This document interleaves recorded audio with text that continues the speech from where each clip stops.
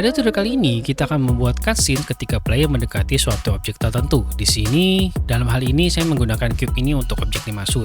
Dan juga pada tutorial sebelumnya, kita sudah bahas dolly movement kamera dengan knot base menggunakan timeline. Di sini, pergerakan cinemation kamera dolly-nya saya fokuskan ke objek cube ini. Jadi maksudnya ketika player mendekati si cube ini, kita akan pindah scene-nya ke dalam pergerakan dolly kamera ini. Jadi di sini saya sudah siapkan cinemation kamera, dolly yang tadi sudah saya maksud, timeline game objeknya juga saya sudah atur gerakan knot base-nya.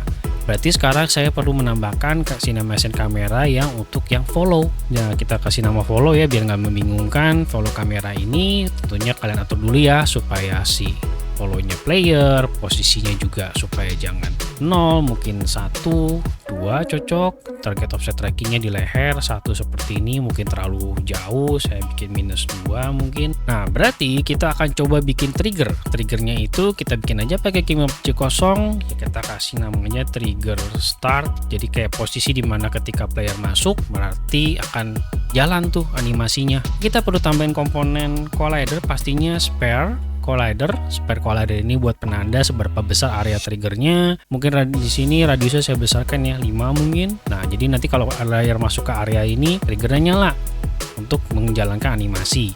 Posisinya mungkin saya atur sedemikian rupa dulu biar rapi, dan juga pastikan dia spare collidernya itu is trigger ya, jadinya dia tembus trigger startnya. Di sini trigger startnya tambahin lagi komponen namanya cinemation trigger. Di sini mesin trigger action ini kita bisa mengecek siapa yang masuk ke dalam area collider yang kita bikin.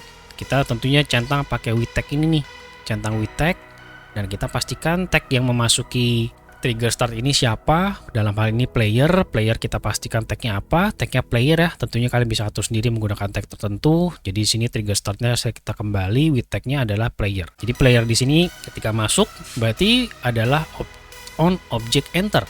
Di on object enter actionnya kita ganti dari event only menjadi activate, yaitu mengaktifate si timeline game object. Jadi nanti dia nyala.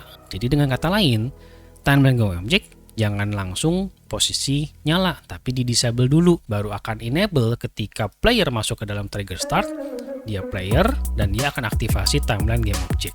Dengan begitu kalau kita play posisi sekarang pastikan akan mulai dari follow kamera dari punya player, karena oh iya saya lupa cinemation kamera dolly-nya masih prioritas utama ya, karena tadi yang dimasukkan pertama kan memang cinemation kamera si dolly bukan si follow kamera, jadi follow kamera dianggap prioritas kedua. Berarti kita bisa atur prioritas dari cinemation kameranya ya. Kita atur cinemation kamera yang dolly ini prioritasnya 0 aja, berarti nilai lebih rendah, sementara follow kamera prioritasnya lebih tinggi 1, sehingga di awal-awal dimulai dari si follow kamera ini. Jadi harusnya sekarang sudah bekerja dengan baik. Kita sudah fokus ke follow kamera. Ketika player mendekati masuk ke dalam area si trigger startnya ini, berarti dia akan trigger cutscene.